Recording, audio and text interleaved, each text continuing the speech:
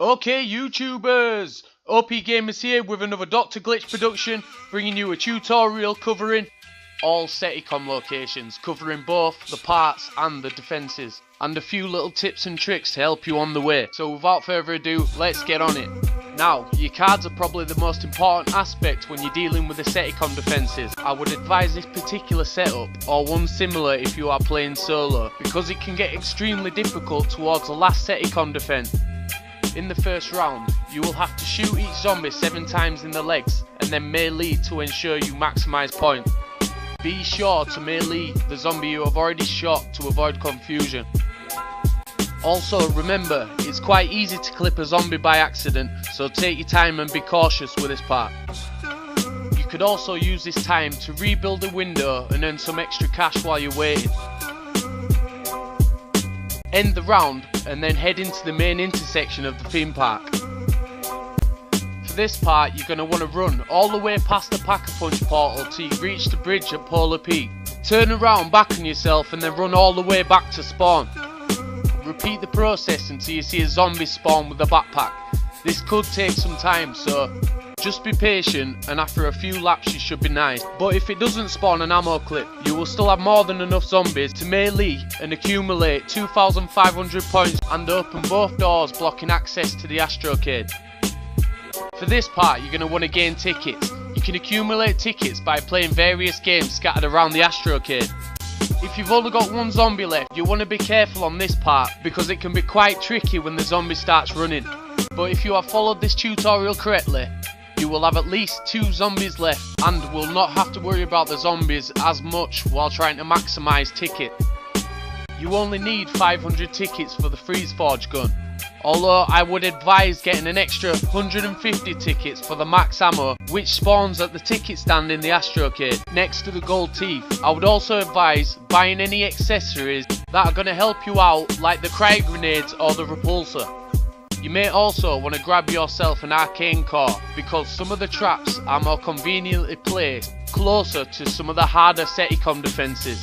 And now you can begin the freezing process. I find it convenient grouping them up in the top section of the astrocade, so it makes it much easier to get multi-kills and reserve ammo.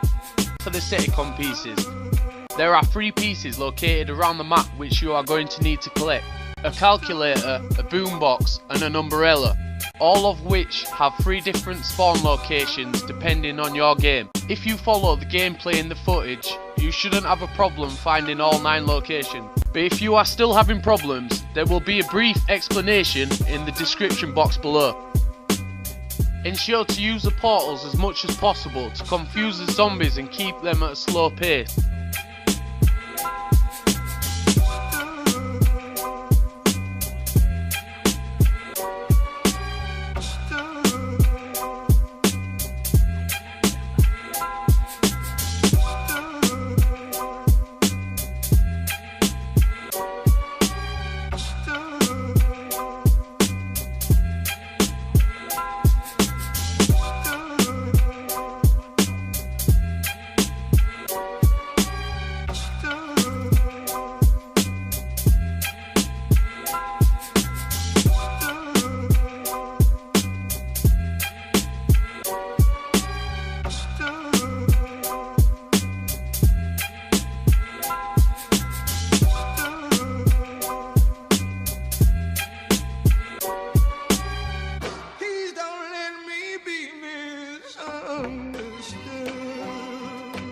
Once you have all the Seti-Com parts, you'll need to hand them straight to the DJ, who can be found at 3 different locations throughout the map, so make sure you have enough money to access all 3 locations. Remember, you will need to turn the power on before ending the round, or you will not be able to collect the Seti-Com device.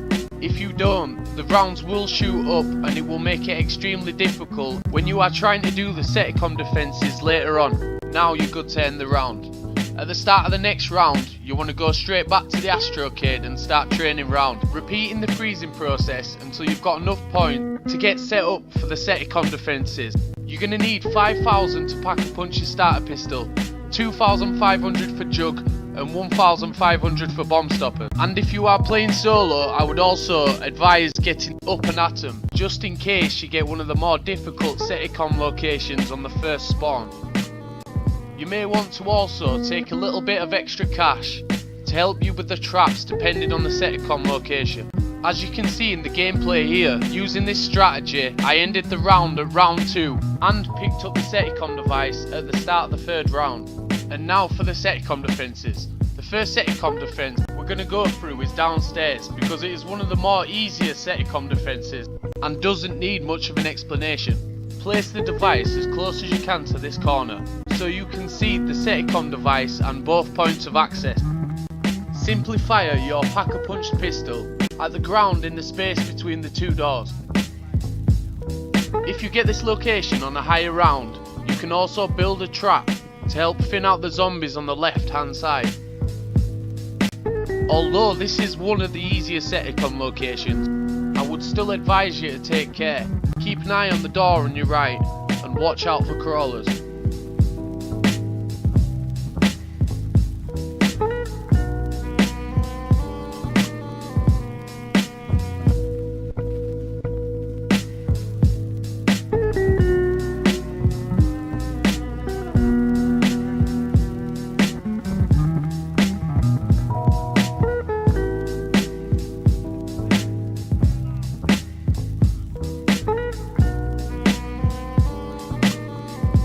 The second Seti-Com defence I'm going to go through here is the Kepler system. The Kepler system is also quite an easy Seti-Com defence, but can prove to be quite a bit harder if you get it for one of the later Seti-Com defences.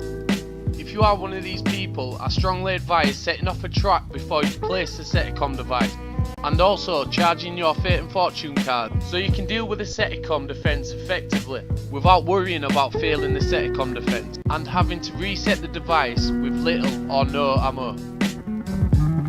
Overall, I'm going to give this location a medium rating because the spawn is a lot faster in the higher rounds, but if you use the power cards and if you use the trap correctly, it is quite easy to maintain a solid defence.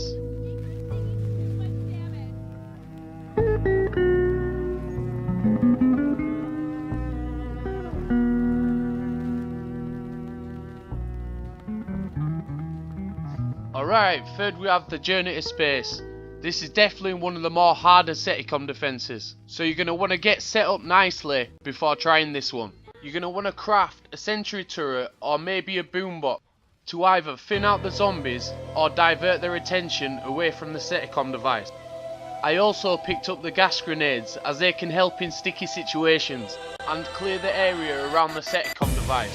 I would also advise setting off the trap before starting the defence so you don't have to place your sentry turret or your boombox straight away. I am going to give this location a hard rating because the spawn is extremely fast and the Seti-Com location is quite an open area, so don't go for this one without sufficient equipment. Charge your Fate and Fortune cards and purchase any equipment that may help you from the ticket stands. Remember, if you are using a boombox, not to place it too close to the Seti-Com device, as the zombies will crowd round and almost instantaneously destroy the Seti-Com device. Although this defense is a bit more difficult, you shouldn't have a problem with it if you use your equipment sufficiently.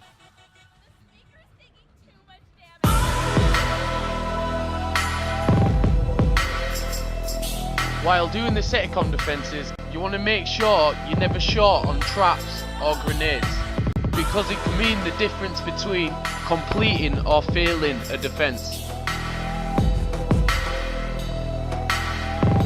Now for the fourth position, we have the bumper cars. This position is located around the back of the astrocade. This is also quite an easy defence, so you shouldn't have much of a problem with this one. But just to be safe, you are better off charging your power cards in case the zombies start to break through your defence. Crafting a trap can make this defence a lot easier, but you can get away without doing so if you have the right power cards. I'm going to give this defence an easy difficulty because it's fairly simple and quite easy to complete without any equipment.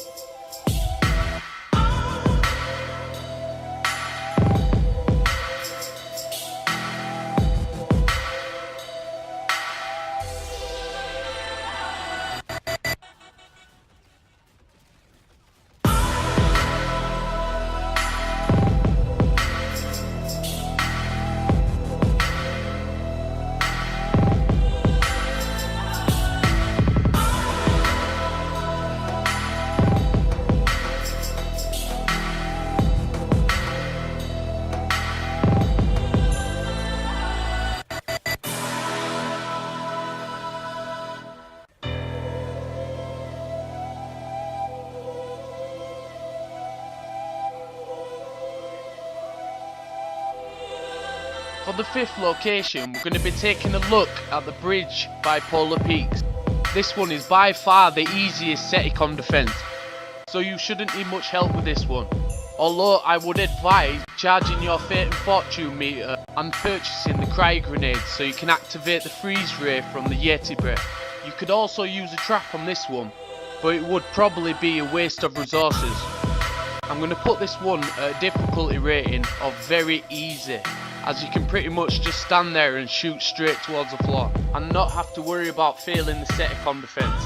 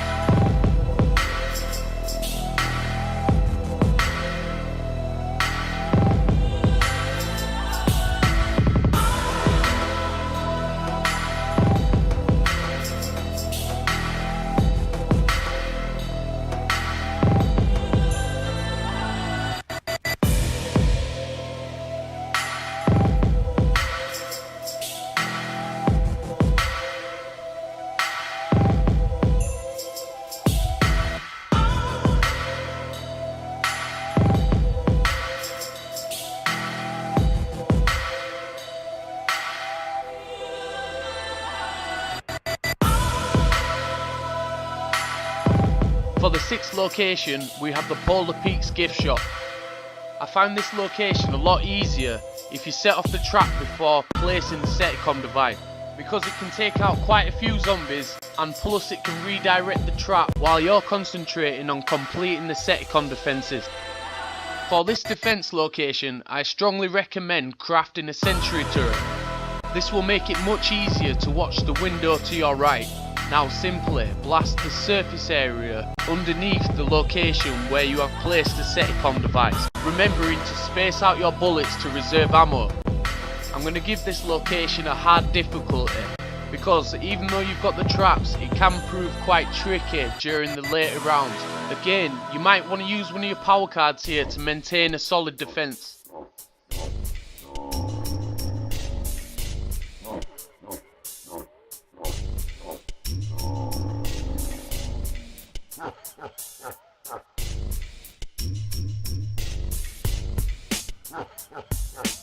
Now last but definitely not least, we have the fountains. I found this one to be one of the more difficult, especially if you get it on the last spawn. The boombox is probably the best trap to use for this defense. Again, you want to restock your equipment and recharge your Fate and Fortune card before placing the Seti-Com device. Just be careful when you're trying to navigate your player around the fountain, as the jets can send you up in the air, making it extremely difficult to hold a solid defense when you are trying to complete this Seti-Com position. Try and refrain from using your power cards for as long as possible, and it will make it a lot easier to clear the zombies nearer to the end of the defense. I'm going to place the location for this difficulty at hard, because the spawn is quite fast and the jets make it extremely difficult to navigate. As you can see, I got this one for the third location, and even with all the equipment and the trap, it still proved to be a challenge. So be a bit more cautious with this one. Just take your time and use the traps wisely, and you should be alright with this location.